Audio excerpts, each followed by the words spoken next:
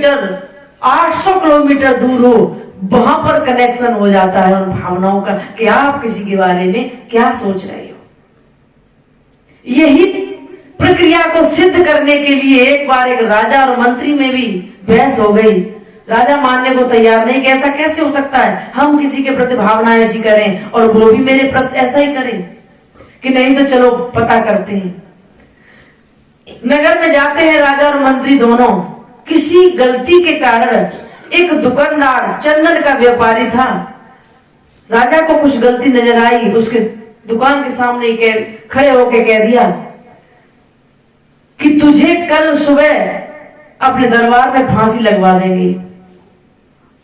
उसकी दुकान पर आते ही पता नहीं राजा का कैसा दिमाग हो गया, ये बातें निकल गई और राजा निकल चले आए। जब लौट के उतना उसके सामने नहीं कहा, उन राजा ने यही कहा कि कल मेरे दरबार में आना। चंदन का व्यापारी समझा पता नहीं क्यों बुला रहे, बाहर आके मंत्री से कहा कि इसको फांसी लगवाएंगे। मंत्री ने कहा कि बात बड़ी बिगड़ जाएगी। मंत्री चुपचाप रात के अंधेरे में उस व्यापारी के पास गए और कहा कि तुझे पता है कि राजा साहब कल तुझे किस लिए बुला रहे हैं, कि बताइए कि तेरा ये चंदन का काम, लकड़ी बेचने का, बहुत दिनों से ठप पड़ा है और राजा कल पता नहीं कितना सामान लकड़ी का ले तुझसे और कल तुम सुबह माला माल हो जाएगा। उसको विश्वास आ गया कि ऐसा है। तब उसने बताया कि मंत्री जी, हम तो राजा के साथ बहुत गलत विचार सोचते थे। कि क्या सोचते थे? हम ये सोचते थे कि कब ये राजा मरे और मेरी लकड़ी इसके जलाने में काम आए। हम यही आज बहुत दिनों से सोच रहे, इतनी इकट्ठी चंदन की लकड़ी बिकने वाली तो है नहीं मेरी, तो राजा के मरने की हम दुआ कर रहे थे। लेकिन जैसे उसने सुना, क्योंकि मंत्री ने झूठ बोला, तो उसके विचार बदल गए कि जय हो राजा साहब की, धन्य हो राजा आपने तो मुझे माला माल कर दिया। हम कितने विचार गलत सोच रहे थे। जब ऐसे विचार उस चंदन के व्यापारी ने भेजे तो सुबह देखा कि राजा के भी विचार बदल गए। उन्होंने कहा कि उसको बुलवाओ।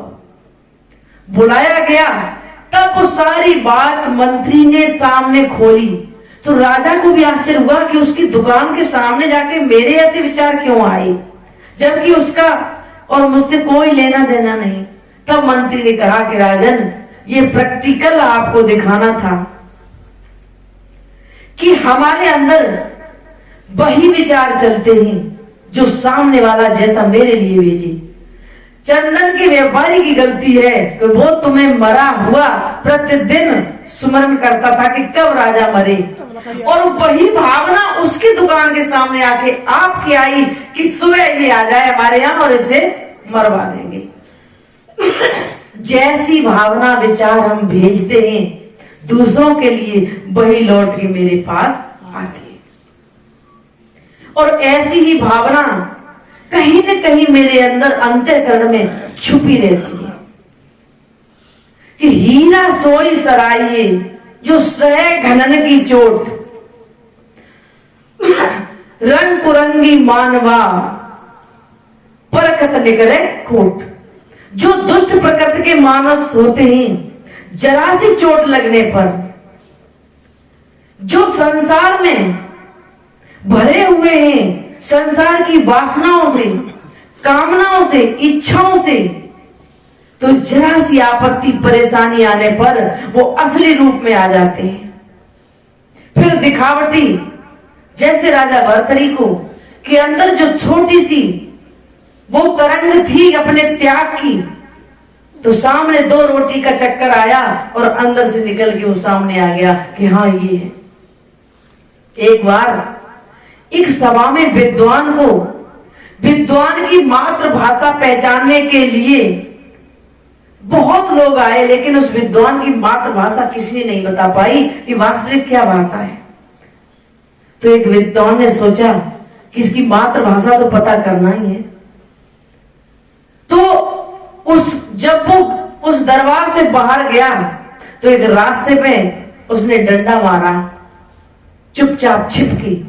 और आप जानते हो कहते नहीं कि अब चोट लगती तो आ ई ऊ जो निकलते हैं शब्द, ये उसी भाषा में निकलेंगे जो वास्तविक तुम्हारे अंदर की भाषा है। फिर वहां संस्कृत या बंगाली नहीं, वो तो सीखी हुई है। यदि आपकी यूपी की भाषा है तो वही निकलेगी, आपकी राजस्थान की भाषा है तो आपत्ति के समय तो निश्चय ही वही निकलेगी। सुख में या प्रेम में या आनंद में तो हम संभल संभल के चाहे जिस प्रदेश की भाषा बोल सकते। तो जैसे ही डंडा मारा, उनकी वास्तविक भाषा में उन्होंने दर्द से कहा। सारे लोग बाहर निकल के आ गए। कहा कि विद्वान जी माफ करना, ये तो तरीका था उस मातृभाषा का पता करने का। आपकी फलानी भाषा है कि नहीं? कि हाँ है। तो अब तो पहचान लिया कि हाँ पहचान लिया, तरीका थोड़ा तुम्हारा गड़बड़ था। और यही डंडा ज्यादा लग जाता तो प्राणांत भी हो सकता कि ज्यादा नहीं मारते। कहने का मतलब है कि हीरा सोई सराइए सह घनन की चोट, वही मानव सच्चा सदगुरु का लाल है जो परिस्थितियों का गुलाम नहीं है। हवा कैसी चले, प्रोग्राम है, कुछ तो सर्दी मना के बैठ जाते हैं, कुछ थोड़ा सा स्वास्थ्य गड़बड़ है तो वो परिस्थितियों के गुलाम कहे जाते हैं। कि ये मौसम, ये प्रकृति के छोटे से प्रकोप से अपना रास्ता बदल देते हैं। और जो परिपक्व मानव होते हैं उनके ऊपर, ये प्रकृति पे मत जाइए, ये प्रकृति से ही मेरा ये शरीर बना है। अभी किसी भाई ने कहा था कि जो आत्मज्ञानी संत होते हैं उनके बस में ये प्रकृति होती है। हवा और पानी, जो ये विशाल आपको जो बहाव दिखाई देता है, वहां तक मत जाइए। उसी प्रकृति का ये शरीर बना है। कहने वाले ने ये कहा है कि जो आत्मज्ञानी होते हैं उनका बस अपने मन पे होता है, अपने प्राणों पे होता है, अपने अंतःकरण पे होता है, अपनी श्वास पे होता है, अपने समस्त विकारों पे उनकी लगाम कसी हुई होती है। यानी प्रकृति उनके बस में होती है। कोई समुद्र को बस में करना, सूर्य को बस में करना, ये नहीं कहा है। न इस हवा को बस में किया जाता है, न इस पानी को बस में किया जाता है। प्रकृति का मतलब है उसके शरीर की, वो शरीर उसके बस में है। एक बार अमलाक साहिब से हरिद्वार में कुंभ लगा था, एक कोई संत आया, नई उम्र का कोई संत था और उसके बारे में विख्यात था, मतलब उसने लिख रखा था कि ब्रह्मांड गुरु। एक शिष्य को भेज दिया कि अमलाक साहिब जी से कहिए कि ब्रह्मांड गुरु मिलने आए हैं। काफी चर्चा हुई, 2-4 लोग आए कि ब्रह्मांड गुरु आ रहे, ब्रह्मांड गुरु आ रहे। अमलाक साहिब ने कहा ठीक है आने दो भाई, बड़ी अच्छी व्यवस्था करवा दी गई, ब्रह्मांड गुरु है, पता नहीं कैसे कितने हाथ पैर होंगे। अच्छा बिछौना लगवाया, बैठा क्या हो महाराज जाओ बैठ। और उस वक्त उनको जुकाम हो रहा था, बार बार नाक टपक रही थी, छींकें आ रही थी, खांसी हो रही थी। और ब्रह्मांड गुरु आए, वो भी बड़े अकड़ में। अमलाक साहिब जी अच्छे संत हुए हैं, बहुत योग्य, 150 पुस्तकों का अवलोकन किया, लिखित किया उन्होंने, और बहुत ही सरल सहज। शायद है यदि उनकी वास्तविक कोई पीठ में लाठी भी मार दे तब भी उनकी आवाज कभी तीखी या तेज नहीं होती होगी, क्योंकि गुरुदेव ने काफी उनकी संगत की है। गुरुदेव बताते रहते थे, मुझे तो नहीं दर्शन मिले, तो उन्होंने बस सहज में ही कह दिया कि महाराज ब्रह्मांड गुरु जी पहले अपने पिंड को तो संभाल लो, इस पिंड को संभाल लो, तब ब्रह्मांड के गुरु बनना, तब ब्रह्मांड को संभालना। कहने का मतलब है कि इस बाहर वाले ब्रह्मांड पे मत जाइए, पहले अपने इस पिंड को, पिंड के अंदर क्या क्या इच्छाएं, कामनाएं, वासनाएं हैं, कहते अमली होके धरे ध्यान। अमली है और वो ध्यान करता है। जिसने अपना अमल दूर नहीं कर पाया, बीड़ी पीने वाले ने बीड़ी दूर नहीं कर पाई, और वो कहे कि महाराज ध्यान सिखा दो, मैं 1 घंटा ध्यान में बैठेंगे, कैसे वो बैठ सकता है? और बैठता भी है तो ढोंगी बन के ध्यान पे बैठे, ध्यान ना आवे रामा, कहे सामल तेरे बच्चे दांत नहीं चामा, मन तू काहे न भाजे। तो अमली व्यक्ति, वो व्यक्ति जब तक अपनी वासनाओं पर उसका कंट्रोल नहीं, इच्छाओं पर, कामनाओं पर, तब तक उसका ध्यान की तरफ नहीं बढ़ेगा। लेकिन इन सब चीजों की तरफ हमारा मन न जाके, बहन का क्या नींद आ रही है, थोड़ी गर्दन सीधी कर लो, कुछ पुष्पा भी ढीली ढीली लगाई। बोलिए श्री सदगुरुदेव की। तो सदगुरु कबीर साहब ने आज का जो पूर्व वक्ताओं का जो विषय था वो यही था कि भ्रम से कैसे दूर हो, और इस विषय पर अच्छी चर्चा हुई। यहां पर मेरा एक अंत में यही सूत्र है कि 99.99% हर व्यक्ति को भ्रम दूर हो जाए तो वो उस आत्मज्ञान तो समझ लो आ ही गया, या वो तो पहले से है ही। 99.99% मेरे अंदर भ्रम भरे हुए हैं। यदि हम खाली हैं, जीरो हैं, ज्ञानी हैं, तो सिर्फ 0.5% है। ये सारे सत्संग, सारी चीजों को छोड़कर यदि मेरे भ्रम दूर कर दे तो समझ लो मेरा आत्मज्ञान निकलता चला आएगा। अंदर वो तो पूरा ही है, उसके ऊपर आपने परते की परते चढ़ा ली है।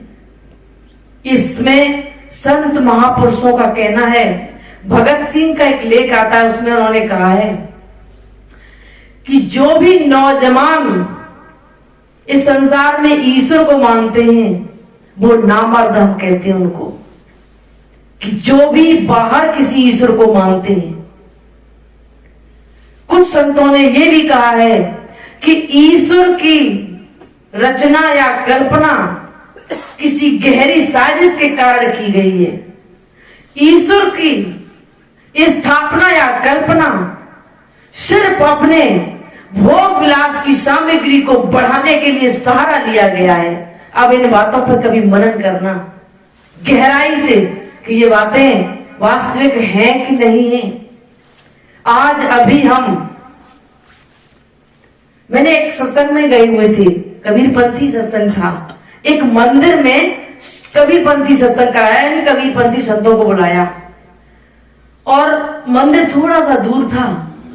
तो जो मंदिर के मानने वाले थे या पुजारी थे या जो भी था, एक छोटे से लड्डू गोपाल को एक टोकनी में रख के और संत जी के पास रख दिया। पूछा गया कि भाई ये महाराज कहाँ क्यों विराज दिए यहाँ? तो उन्होंने कान में कहा कि महाराज जी आप पे कोई 1 रुपए नहीं चढ़ाएगा, और देखना लड्डू गोपाल पे कितने रुपए चढ़ते हैं। तो ये लोगों की जेब से पैसे निकालने के लिए इन मूर्ति, इन देवताओं की और इन ईश्वर की स्थापना या खोज की गई है। अब खोज किसने की है ये भी आपको पता है, उन पंडित पुजारियों ने की है। तो सदगुरु कबीर साहब क्या कहते हैं एक भजन के माध्यम से, और इस भजन के साथ ही हम अपनी वाणी को विराम दे देंगे। कल फिर सत्संग होगा 9 बजे से। बोलिए श्री सदगुरुदेव।